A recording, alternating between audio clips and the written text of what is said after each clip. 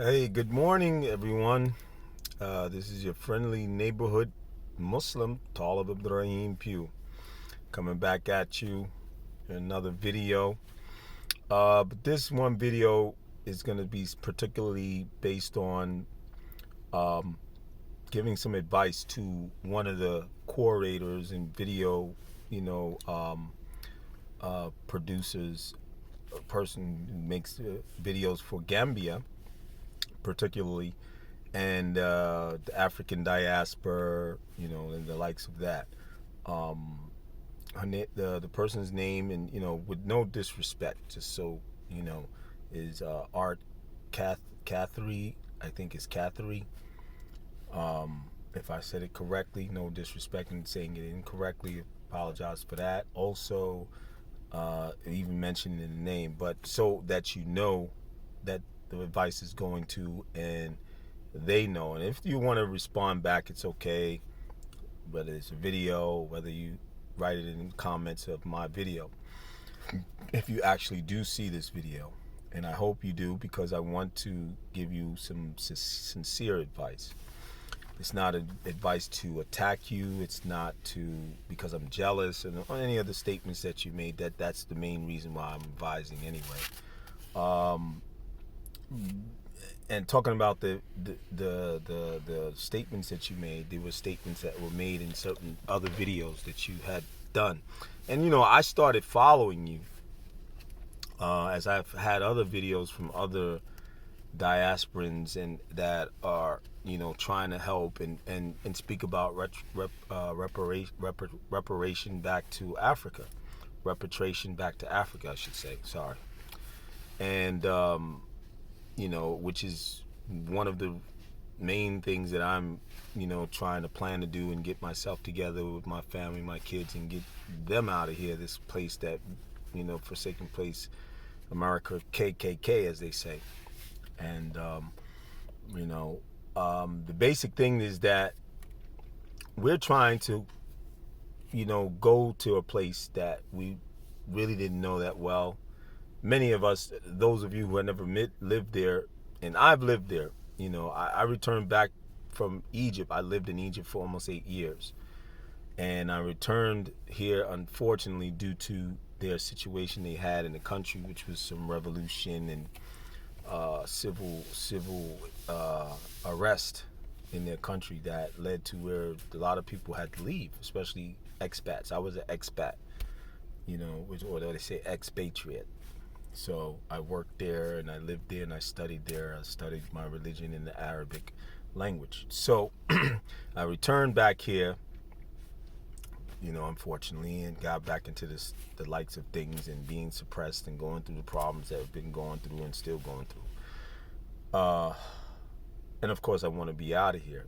And as far as a Muslim is concerned, it's part of our belief to migrate ourselves away from a land that is not Muslim, number one, and then or run by Muslims or controlled by Muslims, and number two, because of the great sin that goes on here in this country, and the influences and the suppression of racism, or persecution, if it would be persecution, which is not really persecution, that like obvious like that, but they don't like Muslims here too, and they talk about it in the media, and they really talk down about Muslims more than they talk good about the Muslims here. So this is one for me as a Muslim African American. So there's several different factors that I have besides just being an African American or a black person, a person of color.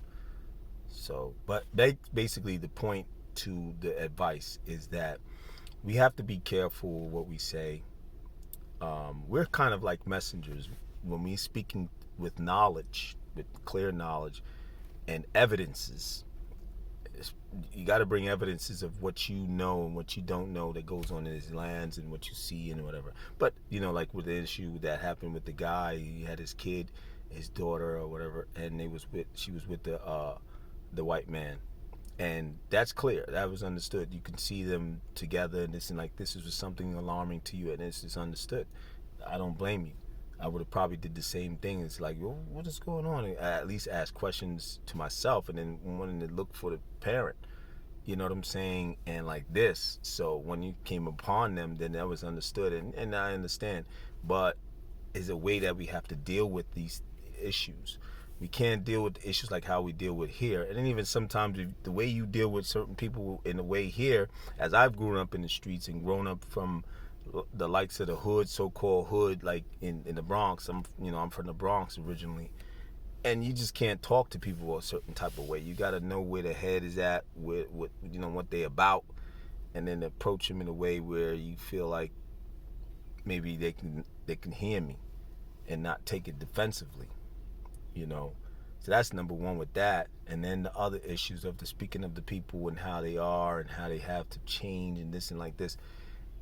We making statements, it's not good making statements that what we're gonna do to change that, or we're coming in and we're like, in a sense, it sounds like maybe you wasn't exactly saying or meaning that, but when the word came out, and if you look at how the words was used and you listen to them, listen to what you say. I do this to myself. I listen to my videos when I make my videos before I even put them out. And if I make too many errors, I'm not gonna put them out. Or I say certain things that it might offend someone, I'm not gonna put them out. Because you got to have some responsibility of sensitivity. You have to, because that's how you get across to people. People are not going to want to accept nothing from you if you're not being responsible in that manner of being sensitive to what they may like and not like. Now, it doesn't mean that you have to appease everybody.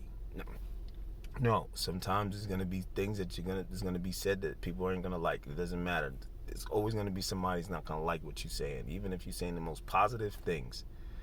But as far as insults or saying things that sound insulting, like, the way somebody dresses and wear their garb in Africa, how the women dress and this and like this. And I didn't understand where you was coming from when I heard about the ghost or looking like Casper. What are they wearing? A covering? Is this a Muslim woman? Now, with me, my wife, they dress like this. And that's an insult.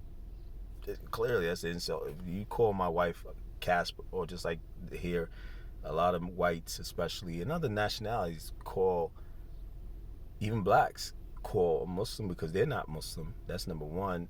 They call the Muslim woman a ninja, especially the ones that wear the veil and cover their face.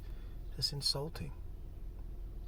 We don't want, you as a person should not want no one to say stuff to you about how they see you to them, how they see us to them, call us the names and the things that we call. Why do we want to do the same thing to people and call for justice and cry for justice and protest for justice and riot for justice or whatever the heck we're doing? And then we start doing this to other people. We have to learn how to critique ourselves and make sure we're doing things right by when it comes to bringing word and good word, and you're trying to help people and teach people, and you know what I'm saying. And so that's basically it. We have to we got to take our time. We got to look into it. We got to think first before we say. Think before we do, and be careful, because this stuff is very sensitive time right now. These things are very sensitive times. People are trying to get out of America. It's like it's not a joke. I'm number one for myself. First, me. I'm saying this for myself, and my kids, and my family. And I don't also want to be a person who's gonna feel like, what is she talking about? What? And then, I know you're trying to clarify that there's negatives there as well as positive. That's understood. But with the insults that are not needed, or the statements that you're trying to describe how people are acting and being, we need to leave off from that the best way we can. And it's not like you're trying to be like, giving in and being a sucker. Excuse me, I don't even need to use that word, but being a person who's just like, you're trying to, be nice, all the time. No, and especially nice to a person or people who do certain things that are wrong and harmful to a person. It's just like you saying with the pedophilia that you was thinking that was going on. And there's sexual lewdness there. It is clear. I watched videos where this lady was going around and she was doing like interviews with a group of people outside. It was really great because it gave the people a platform a forum to just speak about those issues and get it out in the open, but deal with them on a level like no, like this and shouldn't, and we got to change that. We together, and everybody spoke their piece, but there was no insults to each other, who they were and how they looked and how they thought. Now, sometimes they would say, "No, I don't agree with you. I don't think that's correct," or "Why are we not doing enough? We need to do more in the government, and why are they allowing this?" Okay, yeah. So, but take it easy. Like, don't rush the thing because we want to be able to be accepted. The diasporans, we want to come and try to be accepted so we can get in and assimilate. That's where we want to assimilate. Not assimilate here. We want to assimilate there because that's where we came from. That's our descendancy. So we want to be able to get back of what we had. Not take it. Not say, no, I'm coming in here, I'm taking this. You know what I'm saying? That stuff, let's leave that stuff here. Let's take all the baggage and leave it here.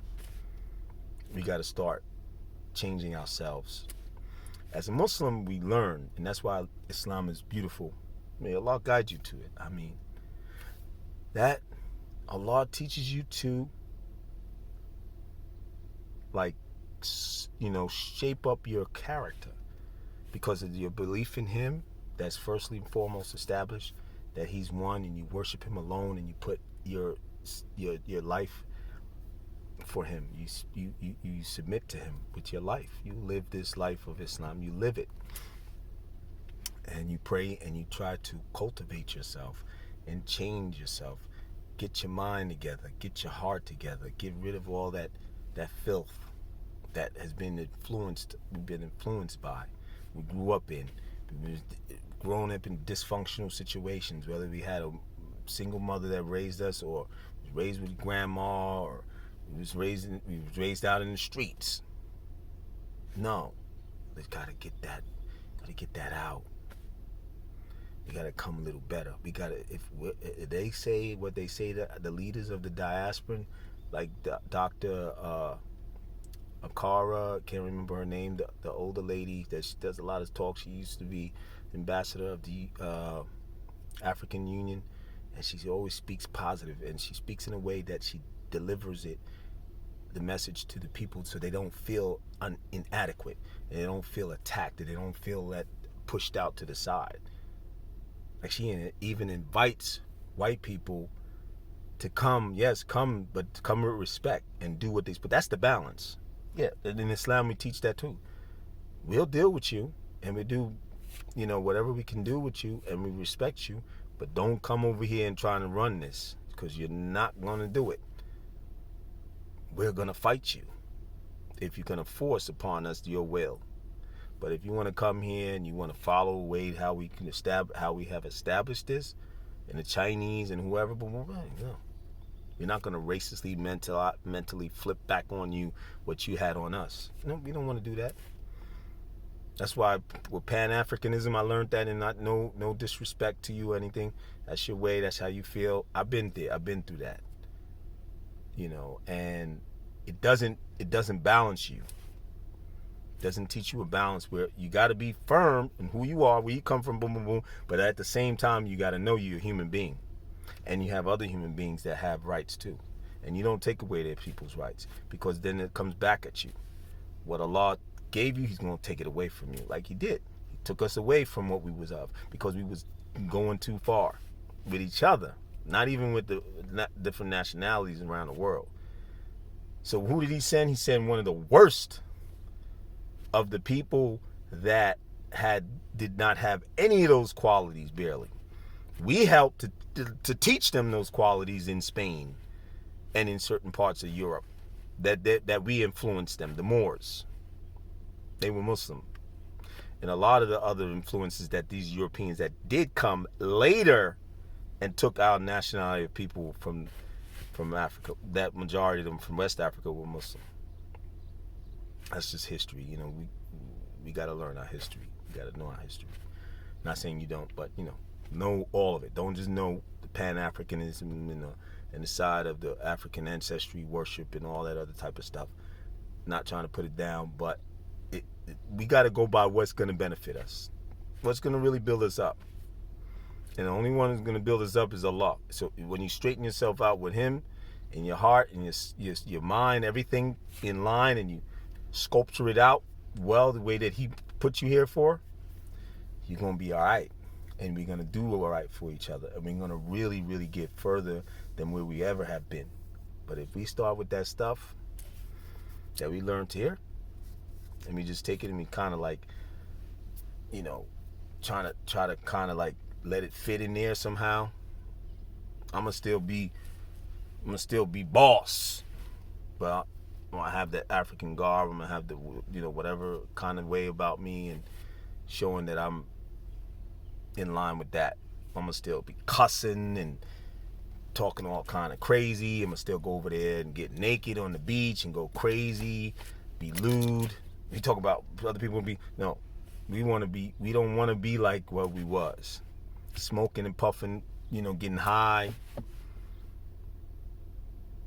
I keeps it real, like everybody wants to keep it real. And the best way we keep it real is that we do it with respect and have consideration. That's the point, for each other. Because if we lose that, we're gonna lose a lot. We're gonna lose a lot more. We're trying to gain. We're trying to gain together. And I don't have a problem with uniting to build something, build a better society in the lands of Africa. Of course, I'm not going to follow your faith, and I'm not going to follow nobody else's faith. I'm Muslim. That's my faith. And the same with you. You have what you have. I'm not going to follow any ideologies other than Islamic ideology, which is the way of what is my life. But I could work with you, business. I can do community work and help the country that I'm living in. And that's what I'm going to be going there to do, inshallah. God willing. That's what that means. And I hope that's what we really want to do. I hope that's our intentions. And we're not intending to take over, because that's not correct. Especially being that this is a predominantly Muslim country. If it was predominantly Christian, if it was predominantly pagan and predominantly atheist, we don't have a right to just say, okay, y'all get out, we're going to kill you. The messengers had wars like this already. Some of them they had because they wanted to go into a land and they wanted to live and then those people attacked them, so they had no choice but to protect them and fight. And Allah gave them victory because they were believers in Him. He was over them. Those people that was to not give the land up for them to live. But we ain't going over there to do that. We don't want to go over there to do that. We want to go over there and get on back in and get ours and live in peace the best that we can in this world, because it's no pure, perfect peace here. That's hereafter. And if you don't believe in it, I can't. That's on you. If you have a different type of concept or whatever, that's up to you. I can't force anything upon you, but I'm just coming with what I know, and you can accept it or you can leave it. It's up to you. Anything. But anyway, I'm going too long in this video, but I just wanted to leave that information. That advice. And please don't take it defensively and like I'm attacking you or anything, or trying to make you feel some type of way. I'm just trying to help us to get better and how we can work these things out, because we got a lot of work to do. And I know I got a lot of work to do personally for me and my family, but also for the community of the people who are going to move in there and trying to get into business and network and all that type of stuff. And I don't want to be bumping heads with people over, those types of things. Now, of course, certain things like with that pedophilia or whatever, or, that's different. Yeah, crime, or they trying to, get you for your money. Then those things have to be, they got to be brought out, but not in a way where it's too overly aggressive. We deal with the people accordingly, and that's the best way. As much as they are respectable, we deal with them respectable. If they're not, then we get the people who can handle them. Just bring the authorities, and especially if it's criminal acts or something, corruption and whatever like that. So may Allah guide the Muslims, Ameen, and guide all of the human beings to Islam, and to learn how to be better human beings. And Ameen. All right. So anyway, have a great day, you people, and peace and blessings. Assalamu alaikum wa rahmatullahi wa barakatuh. Thank you for listening. Thumbs up if you can. If not, it's up to you. If you want a thumbs down, if you watch the video. And this is just a video for all of us, really, not just for this one individual, this person, but that we all have to, as far as African diaspora is concerned. And you may not agree with me, that's understood, but I'm just trying to be a contributor to positivity, and that's all. All right, take care. Bye-bye.